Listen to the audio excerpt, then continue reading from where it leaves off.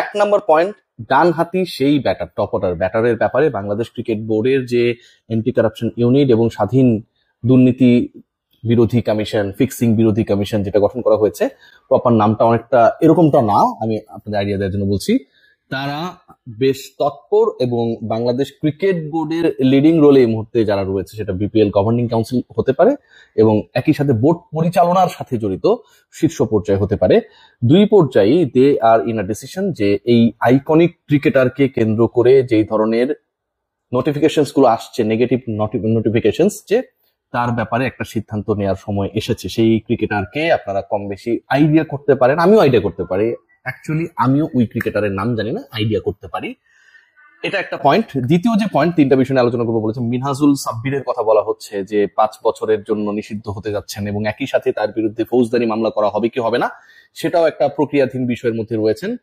Fixing allegations রয়েছে এবং এই যে ঢাকা প্রিমিয়ার লিগে এরকম 2 নম্বরই করার জন্য আমরা বিপিএল কেন্দ্রিক আলোচনা শুনেছি, ইন্টারন্যাশনাল ক্রিকেট কেন্দ্রিক আলোচনা শুনেছি, কিন্তু ঢাকা প্রিমিয়ার লিগও বাংলাদেশের ফিক্সিংটা কতটা বিস্তৃত হয়েছে এর বাইরে না, সেই ব্যাপারটাই প্রমাণিত হতে যাচ্ছে যখন এই আনুষ্ঠানিক অ্যানাউন্সমেন্টটা আসবে। এবং এর সাথে সাথে অনেক রাঘব বোয়াল জড়িত বলে এখনো মনে করা হচ্ছে। ইনভেস্টিগেশনে মিনহাজুল সাব্বিরের ব্যাপারে যে ডিসিশনস গুলো মেক করা হয়েছে, যে এভিডেন্স গুলো পাওয়া গেছে, বাইরের নাম্বার ইউজ করে সোশ্যাল মিডিয়া ইউজিং, পাসওয়ার্ড না দেয়া, কনভারসেশন মুছে ফেলা, এই পুরো প্রক্রিয়াটার পরে যে কনসিকুয়েন্স হিসেবে তার ব্যাপারে সিদ্ধান্ত গ্রহণের পর্যায়ে রয়েছে বাংলাদেশ ক্রিকেট বোর্ড। এর মানে এই না যে ইনভেস্টিগেশন ইজ অফ, ইনভেস্টিগেশন এখনো চলছে, ফার্দার ইনভেস্টিগেশনে আরো বড় বড় নামকে সাসপেক্ট করা হচ্ছে। নাম্বার 3 যেটা, সেটা হচ্ছে বাংলাদেশের ক্রিকেটে এই ফিক্সিং এর ঘটনাগুলো ঘটেছে, মনে করা হচ্ছে যে ক্রিকেট বোর্ডের টপ ম্যানেজমেন্টের কোনো না কোনো ভাবে এটার সাথে ইনভলভমেন্ট রয়েছে। দ্যাটস ওয়াই প্রত্যেকটা পর্যায়ে ডোমেস্টিক লিগ থেকে ইন্টারন্যাশনাল ক্রিকেটে এই ধরনের ঘটনাগুলো ঘটেছে। এক নম্বর পয়েন্টে একটু আলোচনা করতে চাই। শুরুতে আপনাদেরকে বলছিলাম যে সেই ডানহাতি টপ অর্ডার ক্রিকেটার, আমি অনেক চেষ্টা করেছি two guess the name of that particular cricketer, but আমি পাচ্ছিলাম না। বাংলাদেশের টপ অর্ডারে কতজন ক্রিকেটার খেলে আপনারা সবাই জানেন, ন্যাশনাল টিমে, ন্যাশনাল টিমের বাইরে। বাংলাদেশের যদি ঢাকা প্রিমিয়ার লিগ বা বিপিএল ধরি, বিপিএল এ 7টা টিম খেলেছিল গতবার এবং বিপিএল এ চরম ধরনের দুর্নীতি, স্পট ফিক্সিং এর ঘটনা ঘটেছে বলে আমরা প্রথম আলো রিপোর্টে পেয়েছি যে এরকম ঘটনাগুলোকে সন্দেহভাজন ঘটনা হিসেবে তারা প্রতিহত অভিহিত করেছে। সো ওই যে ঘটনাগুলো ঘটেছে, 7টা দলেই তো টপ অর্ডার ব্যাটার মোটামুটি 25 জনের কাছাকাছি। এই 25 জনের মধ্যে কতজন ক্রিকেটার রয়েছে, সেই ক্রিকেটারটা কে? বাট যতটুকু শোনা যাচ্ছে সেই ক্রিকেটার এমন একজন ক্রিকেটার যিনি ডানহাতি ব্যাটার, একটু আগে বলছিলাম, যে ক্রিকেটারের সাথে জাতীয় দলে ঢোকা বের হওয়ার একটা রিলেশনশিপ রয়েছে, কখনো ঢোকেন কখনো বের হন, এরকম ক্রিকেটারও প্রচুর। বাংলাদেশ জাতীয় দলে তো ফিক্সড ক্রিকেটার কেউই না, 2-1 ক্রিকেটার ছাড়া ফিক্সড কে বলে? নাজমুল হোসেন শান্ত কদিন আগে টি-20 ক্যাপ্টেন ছিল, এখন দলের বাইরে। সো কাকে আপনি বলবেন? সেই ক্রিকেটারের একটা বিশাল ফ্যান বেস রয়েছে। এখন ন্যাশনাল টিমে যে ক্রিকেটার ঢোকে বের হয় বা দীর্ঘ সময় খেলেছিল বা আলোচিত ক্রিকেটার, সবারই মোটামুটি 5-7-8 মিলিয়ন ফ্যান বেস রয়েছে, ফলোয়ার্স রয়েছে। ফেসবুক যদি আমরা ফলো করি, সেই ক্রিকেটার এমন একজন ক্রিকেটার ঘরোয়া বা ডোমেস্টিক লিগে রেগুলার পারফর্ম করেন। ডোমেস্টিক লিগে রেগুলার পারফর্ম করা ক্রিকেটারও প্রচুর রয়েছে যারা ভালো খেলেন। বিপিএল এর কথা যদি বলেন, টপ অর্ডারের কথা বলছি, ধরেন একটা মজার এক্সাম্পল দিই, যে এখন দেন তামিম ইকবাল, সে তো বিপিএল এ প্রতি আসরেই ভালো করে, ডোমেস্টিক লিগ না বিপিএল, আপনি কি তামিম ইকবালকে সাসপেক্ট করবেন? Definitely not. সো আমি এক্সাম্পল দিচ্ছি ব্যাপারগুলো, যে এমন একজন ক্রিকেটার, সেই ক্রিকেটার ডানহাতি ক্রিকেটার, তামিম ইকবাল, নাইম শেখ, নাজমুল হোসেন শান্ত, এই টপ অর্ডার ব্যাটার যারা, পারভেজ হোসেন ইমন কিংবা আমাদের তানজিদ হাসান তামিম, এই ক্রিকেটারদের ক্ষেত্রে এই আলোচনাটা করাটা কোনোভাবেই যৌক্তিক না। ডানহাতি ক্রিকেটার যারা, একটু খোঁজার চেষ্টা করুন, বের করার চেষ্টা করুন সেই ক্রিকেটারটা কে এবং সেই ক্রিকেটার দলে ঢোকেন এবং বাইর হয়। আমি যে নামগুলো বললাম সেই ক্রিকেটারদের আসলে এই এক্সপিরিয়েন্সটা হয়নি এখন পর্যন্ত, বা খুব কম, যে তারা আসলে জাতীয় দলেই খেলছে বা খেলেছিল দীর্ঘ সময় ধরে। এখন সেই ক্রিকেটারকে বাংলাদেশ ক্রিকেট বোর্ড তারা মোটামুটি কনভিন্স যে সে হচ্ছে মাস্টার মাইন্ড। অনেকে বলছেন যে তিনি নাকি এজেন্ট হিসেবে কাজ করেন। এজেন্ট হিসেবে কাজ করেন মানে হচ্ছে তিনি রিলেশনশিপ, এজেন্টের কাজটা কি?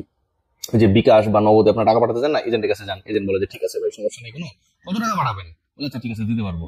এরকম যে তুমি আসলে কি করতে চাও, তুমি কোন ম্যাচে 2 নম্বরই করতে চাও, তোমার কি টাইপের ক্রিকেটার দরকার, how many matches you want to fix, spot fixing এর আসলে পয়েন্টস গুলো কি কি, এই জায়গাগুলো আই থিঙ্ক সে ফেরি করে এমন একটা পর্যায়ে রয়েছে, সেটাকে ফেরি করে এন্ড দেন সেটাকে ইনজেক্ট করে পার্টিকুলার টুর্নামেন্টে। দুঃখজনক হলো সত্য যে এরকম একজন ক্রিকেটার যার কথা বলা হচ্ছে, যে ক্রিকেটারের ব্যাপারে বাংলাদেশ ক্রিকেট বোর্ড যে কোনো সময় একটা বড় ধরনের বোমা ফাটাবে, আমার কাছে মোটামুটি নিউজ রয়েছে। হ্যাঁ, সে জাতীয় দলের গুরুত্বপূর্ণ পার্ট ছিল কিছুদিন আগেও। এটা কিন্তু খুবই অ্যালার্মিং। ন্যাশনাল টিমের একজন ক্রিকেটার যদি এত গুরুত্বপূর্ণ পার্ট হয় যে এই কাজগুলোর সাথে করে এবং ক্রিকেট বোর্ড এই ব্যাপারে মোটামুটি কনভিন্স, এটা কিন্তু ভাই অ্যালার্মিং। এবং এই অ্যালার্মিং সিচুয়েশনটা থেকে বাংলাদেশ ক্রিকেট কিভাবে বের হবে?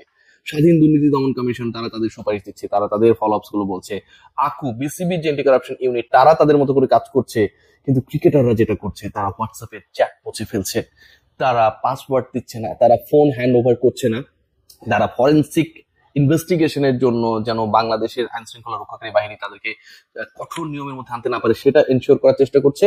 এবং অনেক ক্ষেত্রেই তারা অসহযোগিতামূলক আচরণ করছে even with the other cricketers. Alarming issue সেটা হচ্ছে সব শেষ বিপিএল এ ডিপিএল এই কাণ্ড ঘটার পর আপকামিং বিপিএল কে কেন্দ্র করে একজন জুনিয়র ক্রিকেটারকে টোপ দেওয়া হয়েছে যে তুমি ম্যাচ ফিক্সিং করবা কি করবা না, তোমার টাকা বানানোর সুযোগ আমরা করে দিতে পারবো ইফ ইউ ওয়ান্ট দ্যাট। এবং সেটা নিয়েও তদন্ত হচ্ছে। খেয়াল করে দেখবেন জাতীয় দলে থাকা, জাতীয় দলের সবশেষ যে সিরিজ গুলো রয়েছে সেই রকম সিরিজে খেলা একজন ক্রিকেটারকে সন্দেহ রয়েছে। ডোমেস্টিকে আপকামিং বিপিএল কে 2 নাম্বারই করবে, কিভাবে করানো যায় সেটা নিয়ে আলোচনা চলছে। এখন পর্যন্ত দলগুলোই ফাইনাল না, রংপুর বরিশাল ছাড়া অন্য কোনো দল এখনো ফাইনালই না। 5 দলের বিপিএল হবে, অথচ ওই পার্টিকুলার ক্রিকেটার যে এই আলোচনাগুলো করছে অন্য ক্রিকেটারদের কাছে, অন্য ক্রিকেটারদেরকে কনভিন্স করে সে ওই র্যাকেটের মধ্যে ঢোকাতে চায়। সে জানে যে কোনো দল, বাকি যে 3টা দল, সেই 3টা দলে কোনো একটাই তার জায়গা হবে। এতটা কনফিডেন্ট, এতটা convinced about his upcoming future. So ভাবতে পারেন কোন অবস্থায় রয়েছে, ভয়াবহ অবস্থায়। মিনহাজুল সাব্বিরের ঘটনাটা চিন্তা করে দেখেন, এখানটায় নাকি অনেক বড় বড় নাম জড়িত। আমি জানি না সেই নামগুলো কারা কারা, ক্রিকেট বোর্ডের বিভিন্ন সোর্স থেকে যতটুকু জানা গেছে অনেক বড় বড় নাম জড়িত এবং সেই ব্যাপারে further investigation is on. Bangladesh cricket বোর্ডের যে এন্টি কারাপশন টিম তারা সেটা নিয়ে কাজ করছে এবং সেই ব্যাপারটা মোটামুটি প্রুফ হয়ে যাবে বলে আশা করা হচ্ছে। মিনহাজুল সাব্বিরের ব্যাপারে যে ডিসিশন, সেই ডিসিশনটা অলমোস্ট মেড। আমার কষ্টের জায়গা, আমার আক্ষেপের জায়গাটা হচ্ছে এখানটায় যে বাংলাদেশের ক্রিকেট নিয়ে আমরা এত গর্ব করি, ক্রিকেট বোর্ডে এত হাজার কোটি টাকা রয়েছে সেটা নিয়ে আমরা এত গর্ব করি, অথচ আমাদের দেশের, মানে আপনি চিন্তা করে দেখেন, বাংলাদেশ তো জিম্বাবুয়ের থেকে উন্নত ক্রিকেট নেশন না। পাকিস্তানের কথা যদি আপনার চিন্তা করেন, পিসিবির থেকে বিসিবির কিন্তু আর্থিক সক্ষমতার জায়গাটা কম না। ইভেন সাউথ আফ্রিকা বাংলাদেশের পিছনে। ওয়ার্ল্ডের 4th richest cricket board after India, England and Australia. সেই জায়গায় এই ক্রিকেট বোর্ডের ছায়াতলে যে টুর্নামেন্ট গুলো হয় সেখানে এই 2 নাম্বার গুলো হচ্ছে। কিছু কিছু ব্যাপার আমরা রাডারের মধ্যে পেয়েছি, কিন্তু এই ব্যাপারগুলো হচ্ছে। নাম্বার 2 যেটা, এই যে এত ভয়াবহ দুর্নীতির ঘটনাগুলো ঘটছে, ক্রিকেটাররা জড়িয়ে পড়ছে, এটার জন্য বাংলাদেশ ক্রিকেট বোর্ডের কোনো প্রোঅ্যাক্টিভ রোল আমরা দেখি নাই। আশরাফুল নিষিদ্ধ হবার পর যে ধরনের আমরা লিগেসি দেখেছিলাম যে cricket board they were very much strictly convinced যে আমরা এটা হতে দিব না, সময়ের সাথে সাথে সেই জায়গাটা বাজেভাবে নষ্ট হয়েছে এবং সেই জায়গাটা নষ্ট করেছে ক্রিকেট বোর্ডের নেতৃত্বে যারা, তারা। আমিনুল ইসলাম বুলবুলের সামনে চ্যালেঞ্জ সেই নামগুলোকে ওপেন আপ করা। তিনি কি করবেন নাকি তিনি ভয় পাবেন? অন্তত সেই ক্রিকেটারের নামটা প্রকাশ করুন যিনি আসলে উপরে ফিটফাট ভেতরে সদরঘাট ঘটিয়ে যাচ্ছেন একটার পর দুর্নীতি নিপাট।